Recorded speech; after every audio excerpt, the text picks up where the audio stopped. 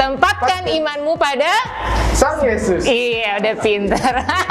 Oke, kenalan dulu nih di tips episode keempat ini yang akan memandu cerita Cie. Ada gua, Fania, dan Michael yang dipanggil Icel. iya, Michael yang dipanggil Icel ya. Dan di sini kita udah ada 2 bintang tamu nih, biasanya 1. Tamu. Kali ini ada 2. Coba Icel dikenalin. Ada yang ini kenalan sendiri nanti. Yang itu udah nggak asing kalau yang satu ini asing. udah sering nongol di YouTube gereja umat, ya. Untuk umat, Oh iya, untuk umat umat. Paroki Bosco, Paroki Danau Sunter udah nggak asing lagi. Udah asing lagi. Tapi kalau untuk subscriber gereja Santo Yohanes Bosco udah nggak asing, ini kita minggu juga sering lihat gitu ya. Pastor Andre. Nah, satu lagi silahkan ini yang kuning mengenalkan dirinya, lihat ke kamera mungkin di sebelah sini. Iya. Oke, guys, nama gue Fritz gitu. Sekarang saya frater di salah satu serikat misionaris gitu.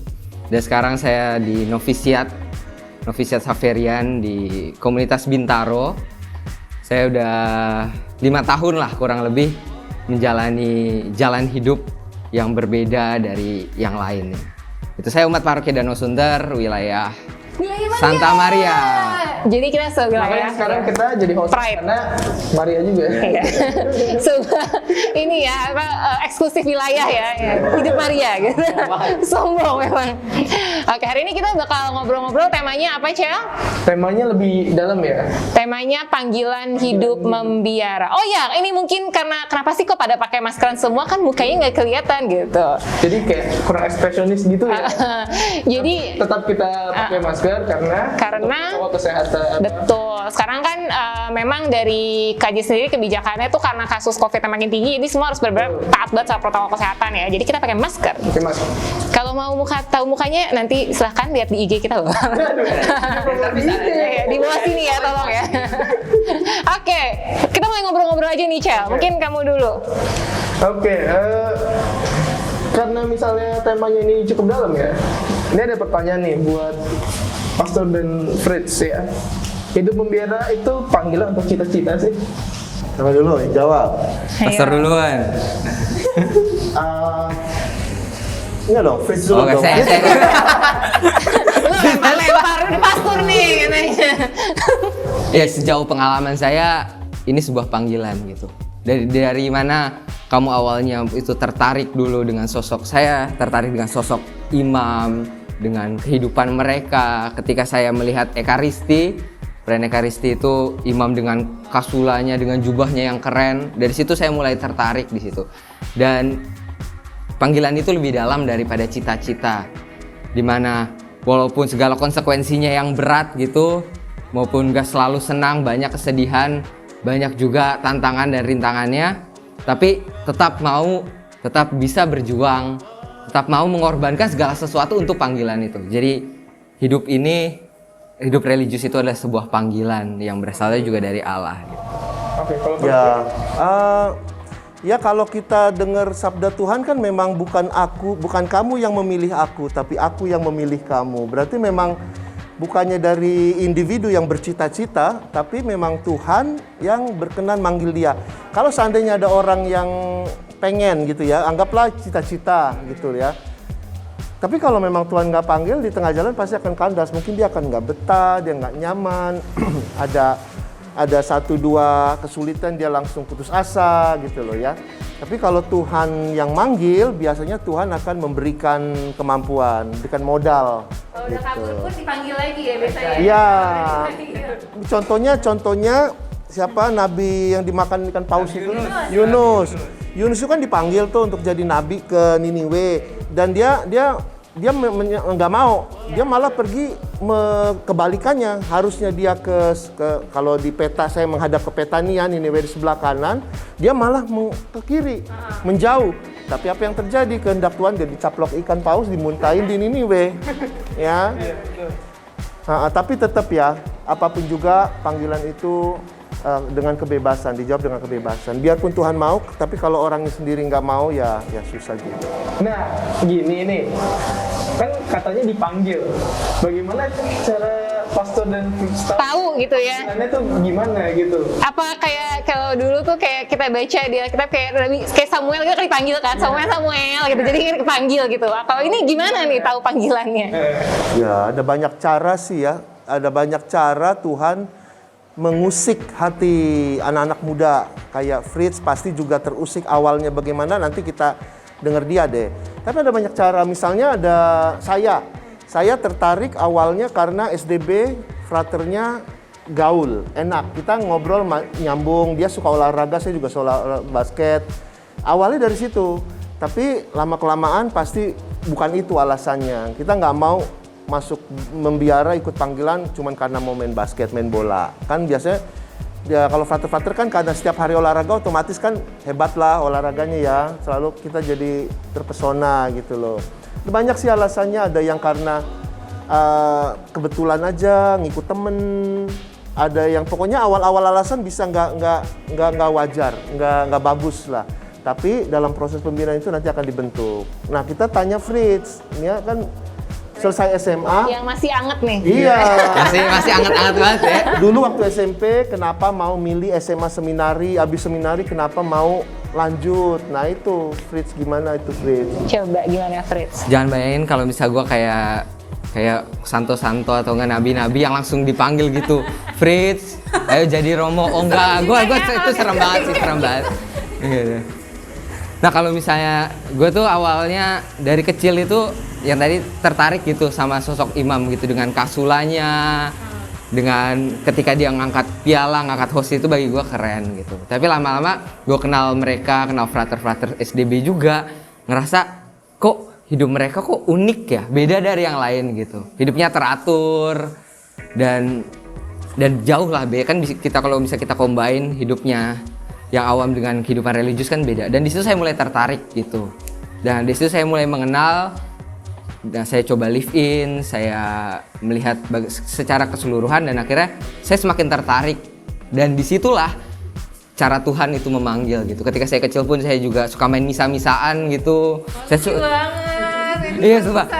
Demikian saya itu gue kalau misa-misaan itu pakai sarung gitu, terus hostnya tenggo gitu, gue angkat tenggo gitu. Nah itu yang setelahnya dalam refleksi saya menyadari bahwa itu adalah cara Tuhan awal-awal untuk memanggil saya. Benar kata Pastor Andre, seterusnya itu nanti panggilan itu dimurnikan, bagaimana melihat secara keseluruhan hidup religius itu. Perkembangannya. Kalau saya malah lebih apa ya, awal-awal itu benar-benar nggak ada motivasi loh, nggak ada niat jadi pastor loh. Terus waktu itu Karena itu? ya pertama aku deket sama frater-frater. Kayak biasalah anak bisinar main sama frater-frater. Terus saya ditantang dulu itu waktu saya SMA kan tahun 80-an ya lah, udah lama sekali.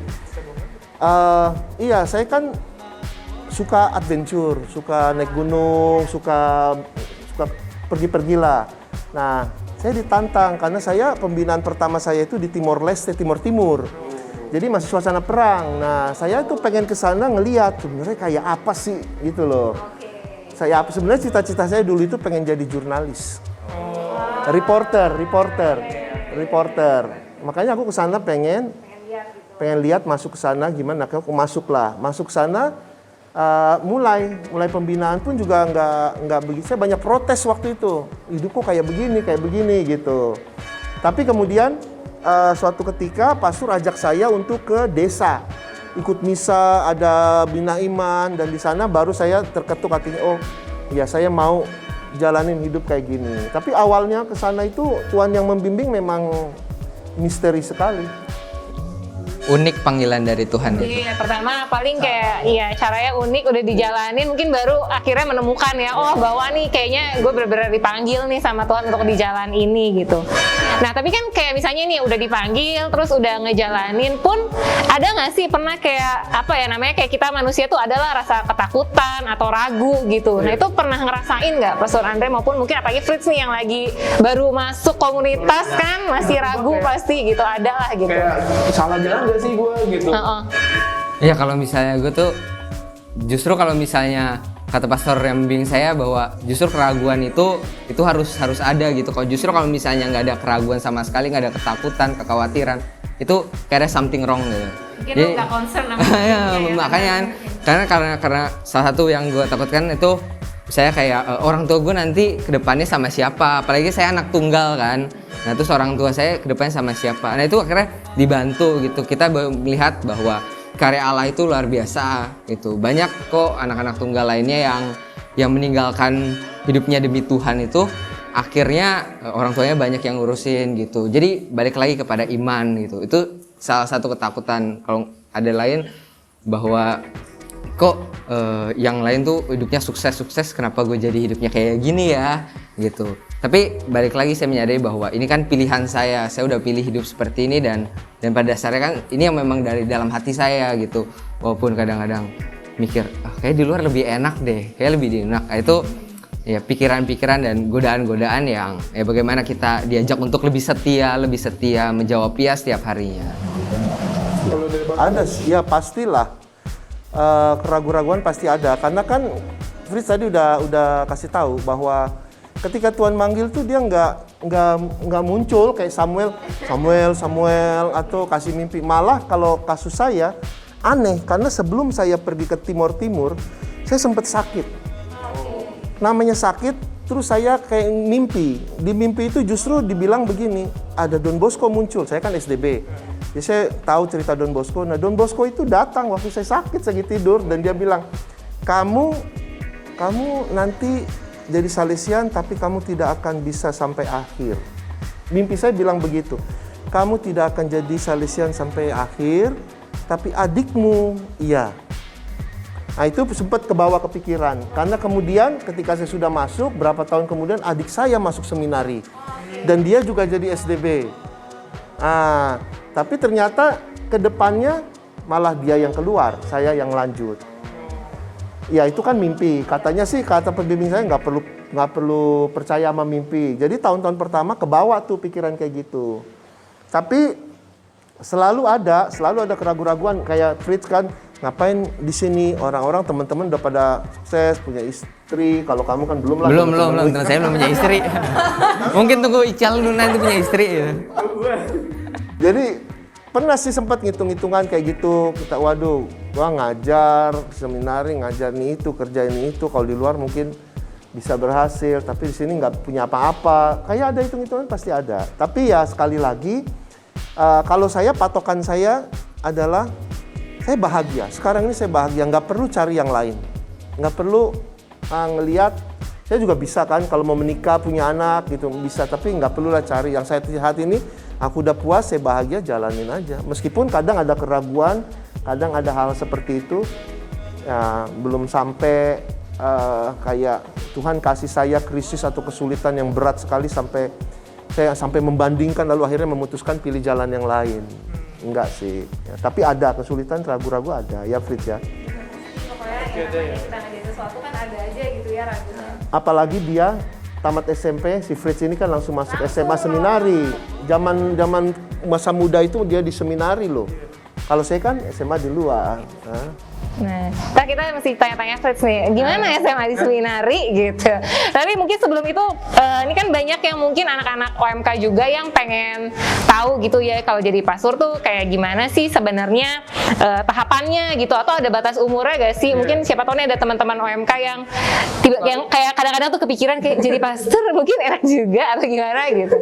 Gimana nih, pastor mungkin boleh dijelasin? Ya, kalau batas umur sih tergantung kemana mau perginya ya, ke kongregasi atau komunitas apa yang kita mau masuk. Misalnya kalau Fritz itu kan ke SX Xaverian punya misinya ya, misinya apa? Misi bisa ke negara-negara misi, ya, kan? tanah misi. Dia ke tanah misi berarti kerasulan aktif dong ya. Nah di sana mungkin ada salah satu syaratnya yang umur nggak boleh terlalu tua-tua sekali. Karena harus keliling-liling, harus aktif gitu. Harus aktif, makanya masuk harus muda dong. Ketika udah jadi pastor udah muda, masuk jadi pastor udah tua, udah kolesterol, udah penyakitan. Berkaryanya udah berapa tahun tuh, berapa tahun lagi? Sama juga dengan SDB yang untuk anak-anak muda, maka diharapkan yang masuk calon-calon itu masih muda.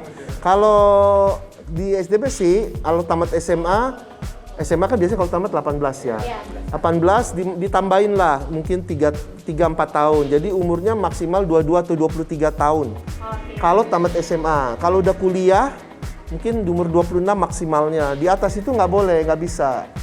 Karena pembinaannya itu panjang. Berapa tahun sih? Mungkin nih ada yang belum tahu juga berapa lama sih kalau mau jadi pastor emangnya? Normalnya kan pertama kalau udah tamat SMA ya harus masuk pre-novice ya. Sebelum pre-novice bahkan kalau yang bukan dari seminari ada periode persiapan. Dia udah nggak tahu deh tuh ya pengenalannya berapa tahun ya. Kalau di Xaverian kan ada tunas Xaverian ya. Habis itu baru pre-novice, novisiat. Nah ini belum kuliah nih, ini 2 tahun persiapan. Kemudian 4 tahun filsafat. Lalu topnya beda, kalau di Xaverian berapa tahun ya? 1 tahun, di SDB 2 tahun. Tambah 4 tahun lagi teologi sebelum tabisan. Berarti 12 tahun loh. Sudah tamat SMA 12 tahun. Kalau di Xaverian 11 tahun ya. Ya itu, jadi cukup lama. Kalau kita masuk saja udah 26 tahun tambah 11 tahun udah 37 tahun. 37 tahun, life begins at 40. Ini belum 40 ya semuanya. Life begins at 40. Zaman sekarang orang 40 itu udah punya kolesterol segala macam. Makanya ada batasan usia. Nah, sekali lagi tergantung dari kongregasinya. Kalau aktif seperti ini ya masih muda lah. Tapi kalau misalnya kongregasi yang dipilih, misalnya di sini banyak anak-anak OMK nih yang suka meditasi, suka diam-diam begitu. Nah, mungkin lebih cocok ke Karmel. Ini kan nggak gitu aktif ya. Dia pasti bisa, usia sudah dewasa, dia bisa terima. Karena memang pembinaannya juga mungkin nggak selama itu. Lalu juga nanti karyanya kan cuma doa, berkebun gitu. Jadi tergantung. Jadi masih ada kesempatan. Icel berminat bisa. Ini usia masih berapa sekarang? 21 ya? 21 pastor tuh, masih bisa ya. Berarti ya. Oke lanjut lagi. Lanjut pertanyaan berikutnya. Jalan Tuhan kita nggak tahu. Iya benar kan, siapa tahu ntar nih sambil denger ya kan, tertarik loh. Bisa jadi akan tanya, wah lu masuk jadi pastor segala macam karena pelarian. Pelarian pun bisa jadi cara Tuhan. Awal-awal kan tadi kita ngomong, awal-awal banyak macam, termasuk mungkin pelarian. Tapi sampai di sana benar-benar dapat menemukan cinta yang sejati, Cila, untuk Tuhan, Cinta untuk yang umat. sejati, yang anyar. Luar Tuh, biasa. cinta lu buat Tuhan. Mungkin Fonnya lagi tertarik.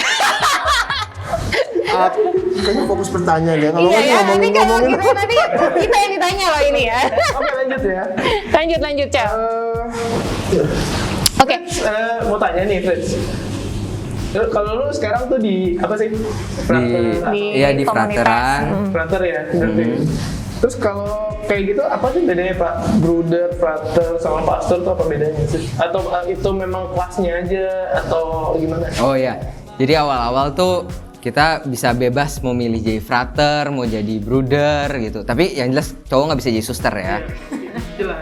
Nah kalau bedanya itu frater sama bruder itu, kalau bruder ya dia tidak menjadi imam, sedang frater itu untuk jadi imam gitu. Perbedaannya hanya itu aja. Dan kalau misalnya pendidikan juga bruder itu lebih banyak untuk karya-karya sosial atau enggak bisa jadi accounting atau bekerja teknik itu bisa gitu. Dan kalau imam kan pelayan sakramen, tugasnya kewajibannya adalah melayani sakramen, ekaristi, baptis dan lain-lainnya. Jadi fokusnya itu beda di situ. Dan sebenarnya kalau dari keduanya itu juga pendidikannya nggak beda jauh. Biasanya tapi lebih bruder itu lebih cepat aja. Iya. Bruder lebih kepada profesionalisme. Jadi kalau misalnya ada anak muda nih, gue seneng olahraga, gue seneng musik, gue seneng komputer. Kalau masuk jadi pastor, apakah gue harus belajar gitu-gituan? Apakah ya? Jadi kalau pastor memang orientasinya untuk sakramen ya. Maka ada pendidikannya, dan selama dia pendidikan itu dia disebut frater. Kayak Fritz sedang menelusuri atau menjajaki panggilan untuk jadi imam, maka dia disebut frater, calon frater. Tapi kalau dari awal orang sudah mau bruder, jadi jalan biara tapi profesionalisme, dia bisa memilih bruder. Jadi seperti kata Fritz, bruder itu ada yang dia ahli hukum, ahli insinyur, bisa dokter, boleh, akuntan bisa, karena memang dia pendidikannya nggak sebanyak pastor dalam artian pendidikan filsafat teologi ya, ya kan nggak gitu perlu. Jadi paling filsafat sedikit, teologi juga sedikit, hanya untuk supaya bertahan dalam panggilan, supaya kalau umat nanya tentang iman Katolik dia bisa jawab. Tapi selebihnya dia sungguh profesionalisme. Oh gitu. Kalau misalnya kayak gitu, itu selesai kuliah dulu baru masuk. Tergantung dia maunya kapan mulai mempersiapkan dirinya. Aku tanya Fritz deh, Fritz di kelompok kamu ini, angkatan kamu ada nggak yang terorientasi untuk jadi brother? Ada beberapa tahun di atas saya, tapi kalau angkatan saya nggak ada. Itu semuanya jadi mau jadi imam. Imam semua, ya. Ya kalau memang dari awal dia udah putuskan mau jadi brother, nanti akan dipisahkan jalurnya. Karena apa ya, mungkin yang pembelajarannya juga beda gitu yang harus dipelajarin gitu ya. Jadi difokuskan ke sana dong, profesionalisme sambil dikuatkan panggilannya juga. Jangan sampai kalau profesional kan kuliah di ini ya, di umum ya. Maksudnya di UI, di Atma Jaya, ketemu sama cewek-cewek segala macam. Kalau yang kayak model yang dijalani Fritz kan pasti semuanya calon-calon pastor, cowok semua. Teologi ke cowok semua, gitu.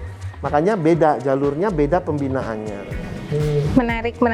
Nah, ini nih mungkin dari teman-teman OMK juga kemarin kan banyak pertanyaan-pertanyaan yang masuk tentang ada nggak sih kalau orang tuh misalnya pengen menjalani panggilan hidup pembiara, tapi ada nggak sih halangannya misalnya karena ada dosa yang udah dilakuin, dosa berat apa sih yang nggak boleh dan menghalangi dia tuh tidak boleh untuk masuk ke panggilan hidup pembiara, atau seperti apa sebenarnya? Ya, semua orang berdosa, semua orang punya kekurangan, kelemahan. Pastor-pastor juga nggak semuanya, bahkan semuanya pasti punya dosa, punya kekurangan, kelemahan. Tapi kan itulah sekali lagi, kalau Tuhan manggil bukan karena kita pantas atau tidak, karena memang Tuhan yang mau. Gantung kita kemauannya. Kalau Tuhan sudah panggil, Dia yang akan memurnikan, Dia yang akan membekali kita. Jadi nggak ada itu. Saya pernah begini, saya pernah begitu, bisa nggak jadi pastor? Oh, tapi dulu ini cerita dulu ya. Karena membunuh itu kan sudah kayak ada rasa kebencian apapun juga, termasuk membunuh hewan. Setahu saya dulu, zaman dulu ya, kalau seorang calon imam ketahuan dulu dia pernah membunuh ayam misalnya atau membunuh babi, itu katanya tidak diizinkan. Kenapa? Karena sudah ada rasa kebencian di dalam dirinya, bisa membunuh loh. Dulu, tapi sekarang itu udah enggak lagi. Jadi terlepas dari kekurangan kelemahan, orang bisa, Tuhan yang membentuk. Jadi waktu interview nggak ditanya gitu ya, masuk kayak kamu pernah ngapain aja gitu, nggak boleh gitu. Fritz waktu di interview tanya nggak kamu punya pacar apa enggak? Ya, kalau itu pasti, tapi kalau dosa-dosa enggak. Tapi ya kalaupun dibilang punya juga nggak tiba-tiba langsung ditolak gitu ya? Iya, enggak. Disuruh putus kah atau apa? Oh iya, jelas lah kan perbedaan gitu. Iya, kan tidak mungkin kan seorang hamba mengabdi kepada dua tuan kan, nggak mungkin. Diplomatis luar biasa loh. Gue frater tapi punya pacar, Nggak bisa gitu. Mau yang mana nih? Apa kata orang? Nah nih Pastor, ngomong-ngomong soal kalau pastor itu kan memang hidupnya tuh selibat gitu ya. Ini pasti sebenarnya nih kayak sering aja gitu, kita tuh kayak suka bertanya-tanya kenapa sih harus selibat gitu. Padahal mungkin kan di zaman rasul-rasul gitu ya, misalnya dari dulu zaman rasul-rasul kan enggak kan, mereka juga punya istri gitu-gitu. Kenapa sih sekarang akhirnya kayak Katolik Roma khususnya tuh mengharuskan si pastor ini tuh selibat gitu? Alasannya sih sebenarnya alasan praktis ya. Alasan praktis, kalau kita punya istri, punya anak, maka pelayanan pasti akan terganggu. Ya malam-malam, anak saya sakit, tiba-tiba ada telepon, mau perminyakan juga. Kan jadi dilema. Mau yang mana? Pasti otomatis kalau anak saya sendiri, dong. Berarti kan enggak. Jadi alasannya alasan praktis. Kalau seandainya pun diizinkan seorang imam menikah, itu hanya berlaku untuk mereka yang imam-imam keuskupan. Karena memang tadi dikatakan Fania bahwa dulu itu kan para rasul juga menikah, punya istri. Tapi karena alasan praktis itu, maka selibat. Nah, selibat itu untuk pastor-pastor yang diosesan harus, karena dia imam. Alasan praktis tadi. Tapi kalau seandainya nih gereja mengatakan para imam boleh menikah, boleh punya istri, itu pun hanya boleh untuk imam-imam diosesan. Karena kami bukan hanya selibat karena imamat, tapi selibat karena kaul. Ada kaul ya. Kaul untuk hidup sendiri selibat. Jadi biarpun diizinkan, itu hanya untuk pastor-pastor keuskupan. Kami yang sudah memilih masuk ordo, karena ada kaul, 3 kaul itu, ya salah satunya untuk hidup selibat, kami tidak boleh menikah. Itu kenapa kita biasa nonton di film yang di luar sana, pastornya punya istri, punya anak ya?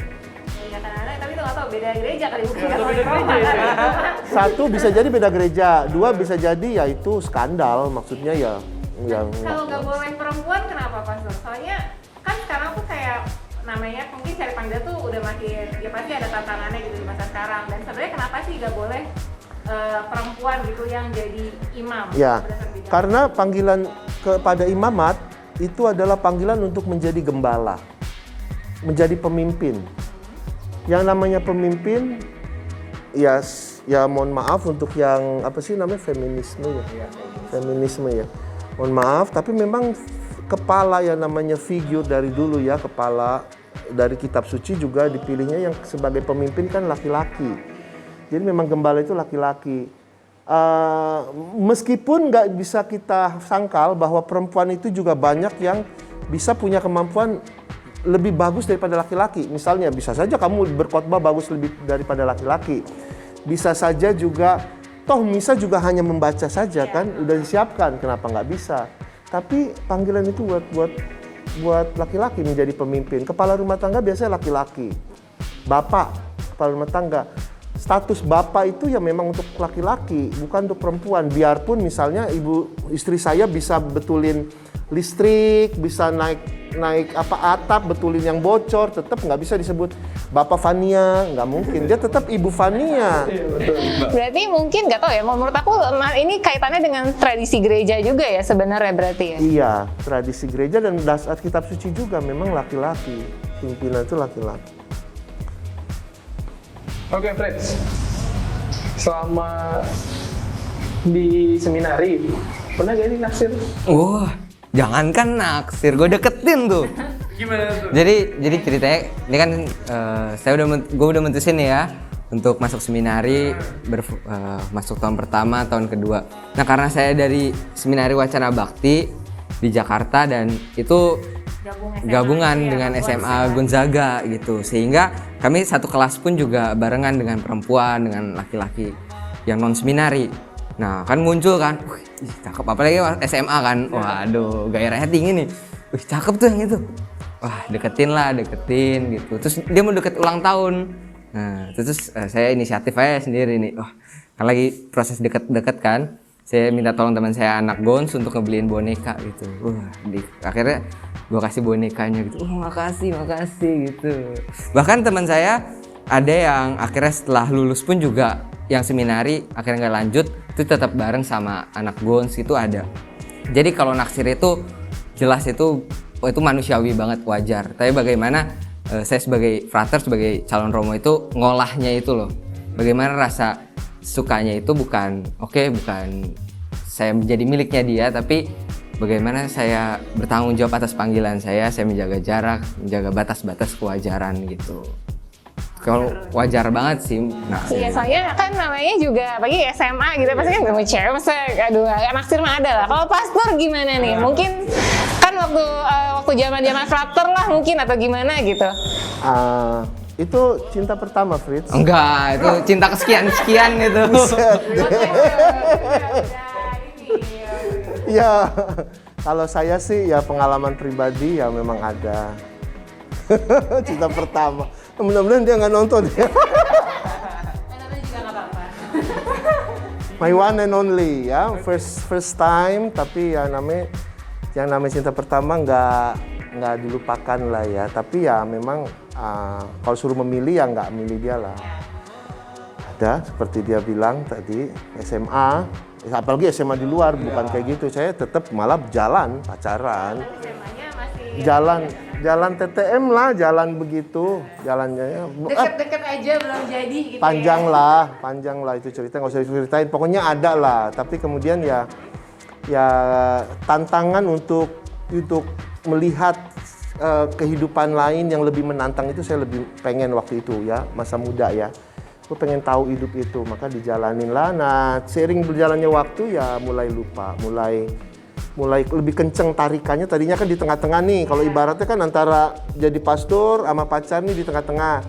Seiring berjalannya laku mulai lebih agak jauh ke dia, lebih ke sana. Iya, ya. Tapi kalau maksudnya waktu itu baik-baik gitu ya menyelesaikannya dengan mantannya ini. Gitu kan?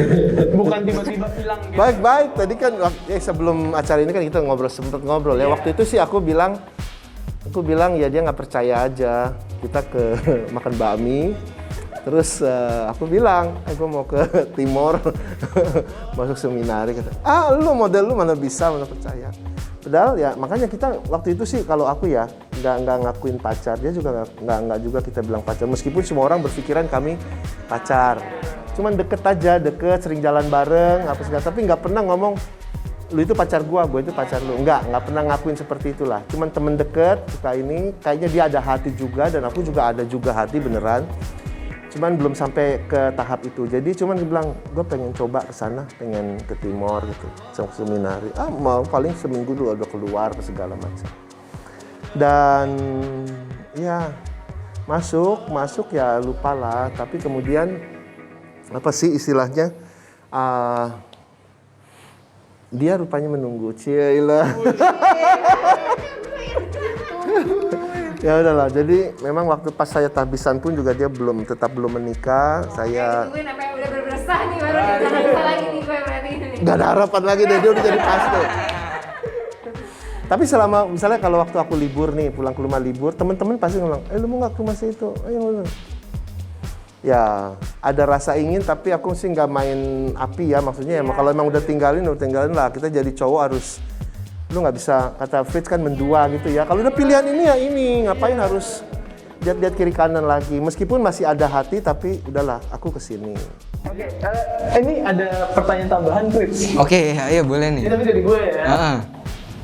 Lo kan tadi bilang zaman SMA ya kan, itu kan birahi laki lah, biasa lah. Itu gimana, Fritz, selama di seminari? Apanya birahi untuk bagaimana nih? Ya, namanya juga laki tuh. Memenuhi kebutuhan. Kebutuhan seksual pribadi gitu, kayak masturbasi contohnya. Oh. Itu gimana mengatasinya kalau waktu di seminari?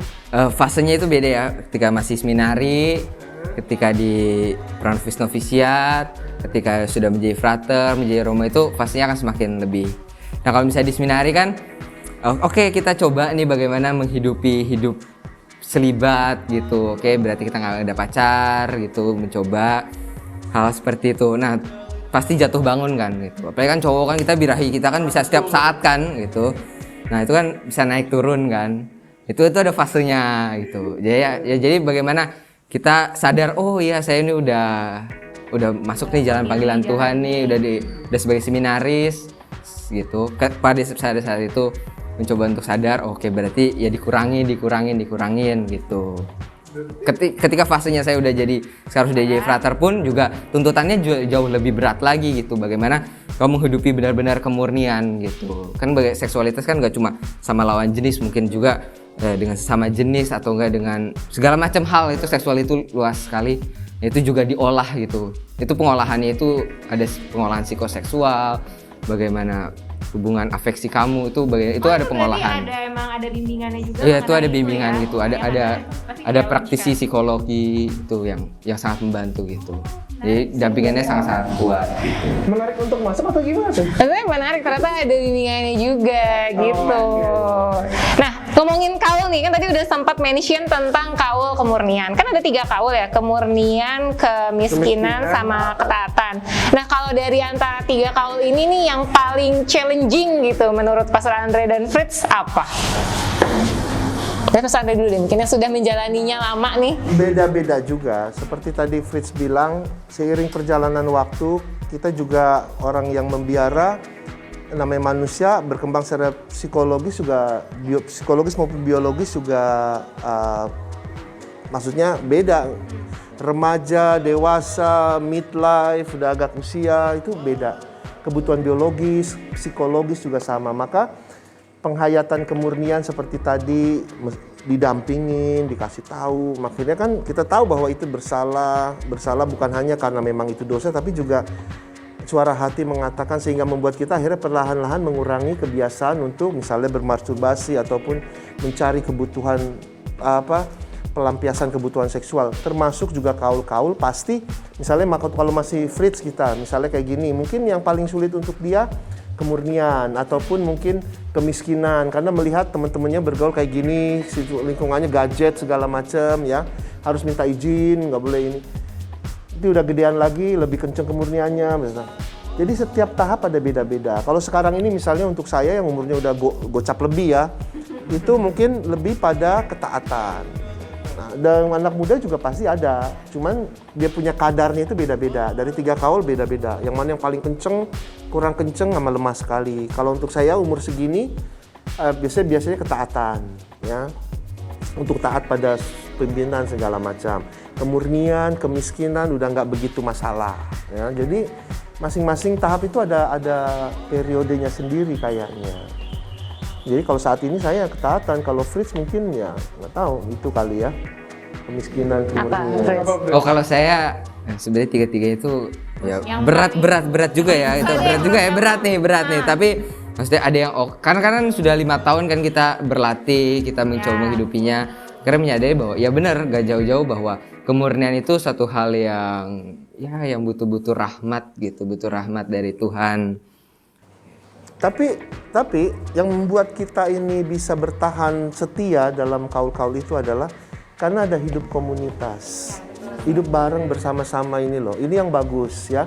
Jadi makanya hidup komunitas itu sangat membantu untuk kita menghayati juga kaul-kaul. Kayak misalnya, kenapa bisa sampai jatuh dalam kemurnian, dalam artian memenuhi kebutuhan biologis itu? Karena itu sebenarnya kan kita punya teman, kita punya pelampiasan mencintai, menyayangi. Ya, meskipun nggak menyayangi secara fisik begitu, sebenarnya cinta itu begitu. Kita kan mau memberikan perhatian. Saya diperhatiin, saya disayang, saya didengerin, dan itu udah puas saya. Nggak perlu saya mencari lagi, diekspresikan dalam kebutuhan seksual itu. Ya jadi komunitas itu sangat mendukung. Justru yang sendirian itu yang sulit sekali. Apa-apa dihadapi sendiri. Tapi kalau di komunitas gitu ya, jadi penasaran. Ada nggak sih kayak berantem atau gesekannya? Gitu? Dasar sih pertanyaannya. Seakan-akan. Iya. Pasti hidup berkomunitas pasti ada lah ya sama. Jadi kalau jadi pastor gitu, memutuskan untuk meninggalkan imamat. Kaulanya. Imamat. Itu apakah diperbolehkan gitu, Ustaz? Oh iya, tentu saja. Namanya panggilan dijawab dengan kebebasan selalu sampai mati, bukan hanya awal saja, tapi selalu ya, dijawab setiap hari. Bisa meninggalkan seperti itu, tapi ya butuh proses. Kalau udah harus terima konsekuensinya lah. Kalau memang mau ada sanksi dong. Sanksinya ya kalau misalnya seorang udah jadi pastor keluar, sanksinya ya dia seperti dikucilkan dari gereja Katolik untuk sementara sampai dia mendapatkan seperti pembatalan dari tahbisannya dulu. Jadi selama dia keluar, misalnya aku udah pastor nih, aku pastor ini kemudian aku putusin aku mau kawin, mau punya anak segala macam. Nah ketika aku keluar nggak setia, otomatis saya diekskomunikasi dari gereja. Nah sambil kemudian pimpinan saya kongregasi memproses, kalau bisa ya diproses bertahun-tahun, lama sekali. Sampai mana sih Ustaz? Ke Vatikan. Kalau pastor itu ke Vatikan. Lama sekali, bertahun-tahun kalau dapat itu. Dan selama proses itu saya nggak bisa ke gereja, boleh datang, tapi nggak bisa menerima sakramen Ekaristi, pengakuan dosa. Kalau saya sakit nggak bisa perminyakan. Iya seperti itu. Sampai saya dapat surat dari Vatikan yang menyatakan tahbisan saya yang dulu itu batal. Ada hal-hal yang tidak beres, yang salah. Nah bagaimana mereka bisa ketahuan ada yang nggak beres, ada salah? Jadi harus ditelusuri dari awal saya masuk seminari. Saya yakin pasti Fritz waktu masuk seminari, sekarang ini dia mau masuk novisiat, dia harus tulis surat toh Fritz, surat permohonan dengan kebebasan saya ini mau masuk, jalanin tahap berikutnya novisiat. Dari novisiat selesai dia tulis lagi permohonan untuk yang berikutnya. Nah bukan itu saja, selama 1 tahun misalnya pembinaan, selama 11 tahun pembinaan, selalu ada periode diobservasi, dinilai dia.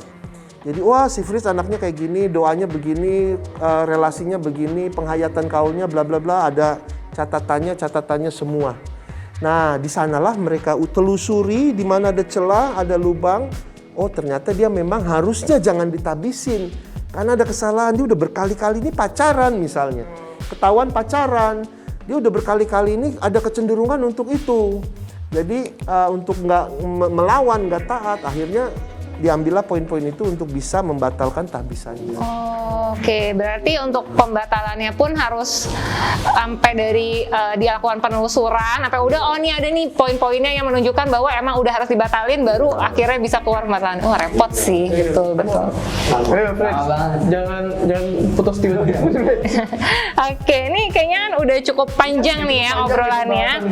Nah mungkin ini kayak semacam pertanyaan terakhir nih buat teman-teman OMK yang kalau misalnya kayak kepikiran sih untuk menerima panggilan jadi seorang biarawan atau biarawati, tapi itu ada rasa takut gitu. Nah kalau message-nya sendiri nih dari Pastor Andre dan Fritz seperti apa nih? Kalau dari saya pertama-tama jangan takut. Itu Yesus bilang jangan takut. Segala sesuatu itu baik. Jadi imam, jadi hidup religius, jadi awam pun juga baik. Nah tapi bahwa hidup religi di dalam dunia ini nggak cuma orang-orang yang jadi dokter, jadi arsitek, pengacara aja. Ada juga jalan panggilan lain, jalan panggilan hidup religius dengan nasihat-nasihat Injil, dengan meneladani Yesus sendiri secara penuh. Nah makanya teman-teman OMK itu merasa dulu, saya cocok nggak sih kalau misalnya hidup dengan nggak menikah, dengan hidup miskin gitu. Miskin bukannya jadi gembel, tapi hidup yang sederhana begitu. Dicercap-cercap dulu. Kira-kira saya mampu nggak gitu. Kalau misalnya udah mulai ada ketertarikan gitu, datang ke tarekat-tarekat religius, ceritakan gitu. Nanti pelan-pelan akan dibantu. Nggak masuk pengolahan dan sebagainya. Pertama-tama jangan takut. Teman-teman harus berani menentukan masa depan teman-teman sendiri. Jadi ya nggak usah takut dulu ya, kalau misalnya ada ketertarikan dia cari tahu aja dulu ya, mungkin betul. Tanya Fritz mungkin. Boleh. Nah kalau dari Pastor Andre nih, Sama kurang lebih ya. Jadi sebenarnya kan kita pengennya itu hidup bahagia. Nah jadi jangan takut untuk mencoba. Kata Yesus kan bilang come and see, datang dan lihatlah, cobalah. Jadi coba ikut, tinggal di biara, lihat kegiatannya, mencoba hidup berkomunitas, hidup kerja gini ya. Coba berapa tahun, kalau emang cocok lanjut. Kayak saya kan juga begitu, mencoba. Cocok lanjut, ikutin aja, akhirnya lanjut. Kita dibentuk sendiri sama Tuhan. Jadi jangan khawatir, jangan takut, nggak usah mikirin ada panggilan atau enggak. Yang penting saya mau memberikan sesuatu untuk Tuhan, bisa berguna untuk orang lain, saya mau itu, kayaknya itu yang bisa bawa kebahagiaan deh ya. Coba, kalau emang nggak cocok ya keluar, nggak ada masalah ya. Kalau emang cocok ya lanjut. Jadi jangan takut untuk mencoba. jadi sebenarnya ya kayak ya apapun di kehidupan lah ya, kalau misalnya kita emang ada ketertarikan apa ya nggak apa-apa, dicoba aja gitu, karena kita juga nggak tahu nih hasilnya akan seperti apa. Coba gitu. untuk pelajari aja dulu ya. Nah, karena kita udah ngobrol-ngobrol nih dari tadi bareng sama Pastor Andre, bareng Fritz, udah seru banget. Kita mau ada game. Game siapa? Sekarang dijelaskan coba. Kita akan memberikan Pastor gambar-gambar yang di sini. Dan untuk Fritz juga, jadi mereka berdua sebutan gitu. Siapa yang bisa jawab paling banyak akan dapat hadiah gitu ya. Oke, jadi ini akan ada beberapa gambar yang semacam clue, nanti jawabannya adalah nama orang kudus gitu ya, kan? Ya gitu. Jadi ini jawabannya nama orang kudus, tapi gambarnya tuh harus diterka-terka nih dari gambarnya. Nanti silakan rebutan, Pastor Andre dan Fritz. Mungkin ada belnya kali ya, biar kalau rebutan tuh kayak lebih jelas gitu. Coba mungkin belnya itu biar gampang ini aja, aha sama ihi ya. Jadi kalau misalnya mau jawab Fritz langsung aha gitu. Itu kalau pas ada tuh ihi ya gitu. Pokoknya cepet-cepetan, nanti baru boleh jawab gitu. Nanti yang kalau paling banyak akan mendapatkan rasa bangga tentunya, dan tepuk tangan dari kita yang ada di sini. Oke, masuk pertanyaan contoh dulu ya. Contohnya dulu. Contohnya adalah ini. Ayo. Aha, Iya. Yesus. Iya. Oh gitu. Oh Gitu iya. doang, gampang. Gitu doang. Oh gitu doang. Oke ya, itu itu contoh ya, belum dinilai ya. Dari tempat Ichel dulu. Kita mulai ya. Iya, oke. Oke, ya. Ihi. Ya, betul. Mikael. Betul. Itu agak kebalik ya gambarnya tadi gak apa. Enggak dong, begini deh. kebalik. Iya, kebalik itu gambarnya kebalik. Malaikat Mikael. Iya, betul. Ya, Iya, cepet aja langsung. langsung. Aha, Maria Lourdes. Salah. Ihi. Ya, betul. Maria. Bukan, salah. Pas. Bukan. Bernadette. Ya, lagi. Ihi. Ya, betul. Santa Ursula. Santa Ursula. Oke. Gila, bisa loh. Iya. Yang ini. Ayo. Aha, Ya. Santo Petrus. Iya. Jago ya. Lagi ya di aku ya sekarang ya. 1, 2, 3. Aha, Marta. Ihi. Elizabeth. Ini kayaknya emang jawabannya lebih bener kayak gini aja. Ya, Elizabeth bener. Terakhir nih. Ini agak halu sih gambarnya. Coba gak apa ya, saya ditebak ya. 1, 2, 3.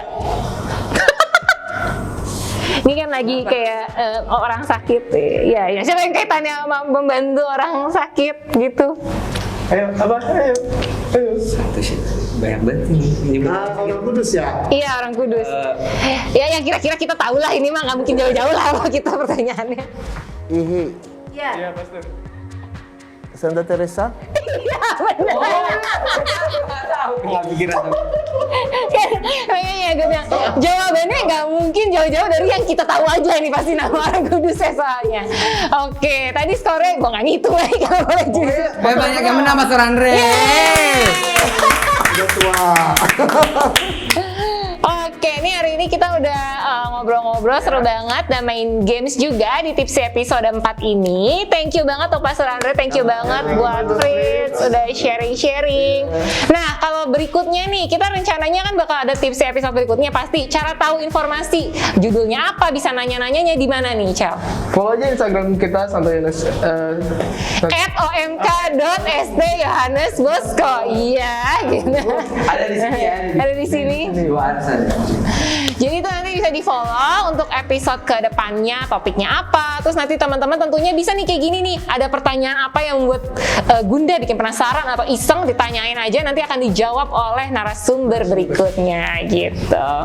Oke, kalau gitu. Kalau gitu, mari kita selesai acara hari ini. Makasih banyak ya. Terima kasih, thank you, Sharing. makasih. Tak kenal maka tak sayang. Asik.